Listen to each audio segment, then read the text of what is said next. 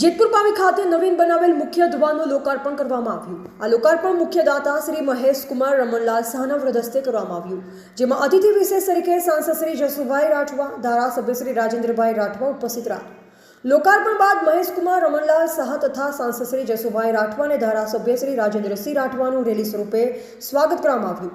સ્વાગત દરમિયાન સમગ્ર પાવી જેતપુરનું વાતાવરણ જાણે દિવાળીની ઉજવણી થતી હોય તેમ જોવા મળ્યું। ત્યારબાદ શ્રીમતી વીઆર શાહ સાર્વજનિક હાઈસ્કૂલમાં સ્માર્ટ ક્લાસ તકતીનું લોકાર્પણ કરવામાં આવ્યું।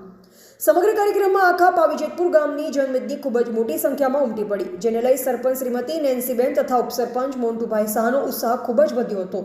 અને મોન્ટુભાઈ શાહે પોતાના પ્રવચનમાં જણાવ્યું કે જેતપુર પાવીના વિકાસ માટે હજુ પણ તેમને મહેશ કાકાના સહકારની ખૂબ જ જરૂર છે। તેમનો સહકાર મળશે તો તેઓ જેતપુર પાવીને વધારે વિકાસના પંથે લઈ જવા માંગે છે। આ વાત સાંભળતા જેતપુર પાવીની જનતામાં મોન્ટુભાઈ શાહ પ્રત્યેનું સન્માન ખૂબ જ વધી ગયું હતું। ટીવીટી ન્યૂઝ નેટવર્ક સાથે રિપોર્ટર ઝહીર સૈયદ, બોડેલી, છોટાઉદેપુર।